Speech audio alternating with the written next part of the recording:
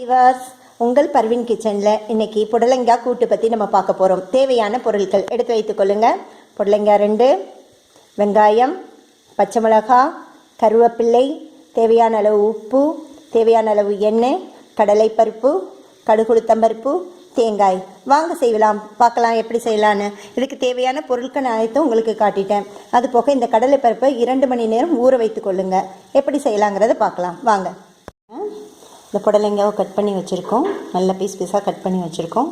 பச்சை மிளகாயை நேராக கீரல் போட்டு 2 பச்சை மிளகாய் ரெடி பண்ணி வச்சுருக்கோம். கருவேப்பில்லை, தேங்காவை நல்ல பூ கணக்காக அரைச்சி இப்படி துருவலாக வச்சுருக்கோம்.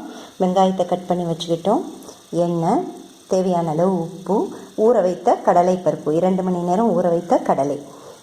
இது கடலை பருப்பு, இது உளுந்து கடுகு, ஜீரகம், தேவையான அளவு எண்ணெய், மஞ்சள் தூள் ரெடி பண்ணிக்கொள்ளுங்க. எப்படி செய்யலான்னு பார்க்கலாம். புடலங்காய் கூட்டு செய்முறை பார்க்கலாம். ஒரு சட்டி எடுத்து வச்சுக்கொள்ளுங்க. நல்ல சட்டி காயட்டும்.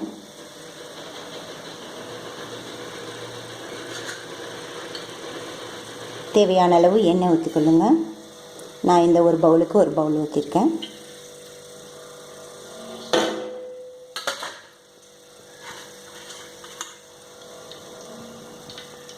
எண்ணெய் நல்லா சூடாகிடட்டும்.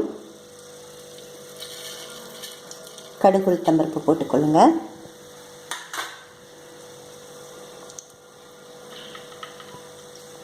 நல்ல எண்ணெய் காஞ்சி பொடிஞ்சு வரட்டும். அதுக்குள்ளே நம்ம என்னென்ன தயார் பண்ணி வச்சுருக்கோம் அப்படிங்கிறத பார்ப்போம். புடலங்காய் கட் பண்ணி வச்சுருக்கோம், கடலைப்பருப்பு ஊற போட்டு வச்சுருக்கோம், ஜீரகம் வச்சுருக்கோம், தேங்காய் துருவல் வச்சுருக்கோம், வெங்காயம் வச்சுருக்கோம், பச்சை மிளகாய், கருவேப்பிள்ளை, மஞ்சள் தூள், ஒரு சிறிய டம்ளருக்கு தண்ணீர் வச்சுருக்கோம். வாங்க எப்படி செய்யலான்னு பார்க்கலாம். கடுகு பொரிஞ்சிட்டு மேற்கொண்டு பார்க்கலாம். பாருங்கள், கடுகு நல்லா பொரிஞ்சு வருது.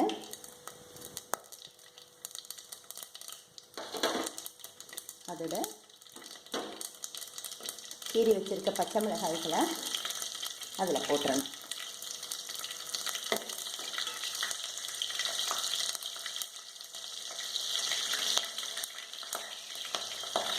நல்லா வந்துட்டுருக்கு.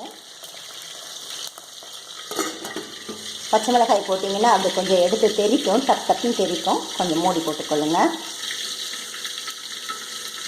ஒரு 2 நிமிஷம் வந்து உடனே சிம்மில் வச்சுருங்க அடுப்பை. கருவேப்பில்லை போடுங்க.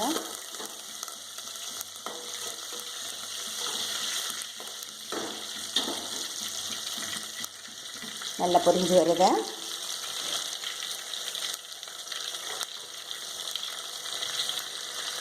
வெங்காயம் நறுக்கி வைத்திருக்கும் வெங்காயத்தை கட்டிக்கொள்ளுங்க.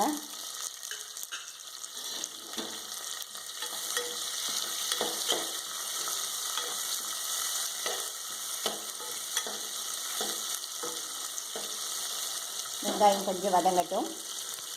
ஒரு 2 மினிட்ஸ் மூடி வச்சுருங்க. பார்ப்போம் வெங்காயம் எந்த அளவுக்கு வதங்கியிருக்கு பாருங்கள். வெங்காயம், பச்சை மிளகாய், கருவேப்பிலை, கடுகு உளுத்தம்பருப்பு எல்லாம் எண்ணெயில் நல்லா மசிஞ்சிருச்சு. இப்போ அப்படியே நம்ம புடலங்காயை எடுத்து நல்லா கட்டிடுவோம்.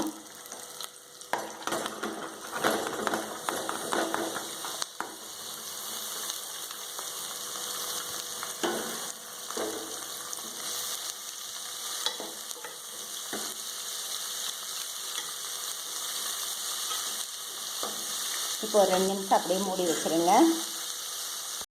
பாருங்கள், நல்லா காய் வெங்காயத்தில் எண்ணெயில் நல்லா போட்டதில் வதங்கி, எண்ணெயில் வெங்காயம், பச்சை மிளகாய், புடலங்காய் அனைத்தும் நல்லா வெந்துருச்சு, வதங்கி வருது.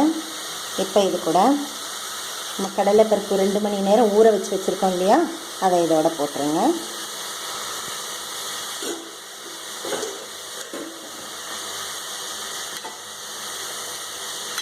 நல்ல காய்கறியோடு மிக்ஸ் ஆகுற மாதிரி நல்லா கிளறி விட்டுருங்க. கடலைப்பருப்பை ஒரு ஸ்பூன் ஜீரகம் வச்சுருக்கோம் இல்லையா, அதையும் போட்டுருங்க.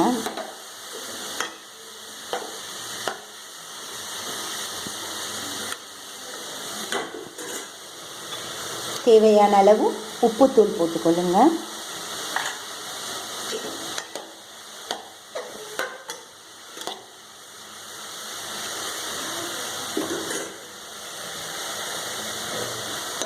நல்லா வதங்கி வந்துட்டுருக்கேன்.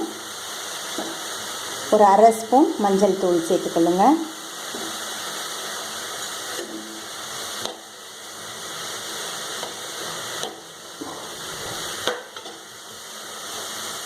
நல்லா கிளறி விட்டுருங்க.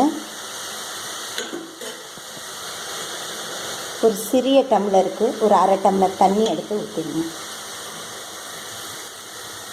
அப்படியே வேகட்டும். ஒரு 2 நிமிஷம் அப்படியே மூடி வச்சுருங்க. நல்லா வந்து மசிஞ்சு போய் இருக்குது பாருங்கள். காய்கறி அதுபோல் நல்லா எண்ணெயில் ஊறி அப்படியே நல்லா மசிஞ்சு போயிருக்கு. காய்கறி எல்லாம் வெந்துட்டு நல்லா. இன்னும் நம்ம இது கூட போட வேண்டியது தேங்காய் துருவல் மட்டும்தான். அதையும் ஆட் பண்ணிடுங்க. அவ்வளோதான், செஞ்சாச்சு. இந்த தேங்காயை நல்லா கிளறி விட்டு ஒரு நிமிடம் மூடி வச்சுட்டு இறக்கிடுங்க. சுவையான புடலங்காய் கூட்டு ரெடி. செஞ்சு பாருங்கள். உங்கள்ட்ட கமெண்ட்டில் எனக்கு தெரிவிங்க.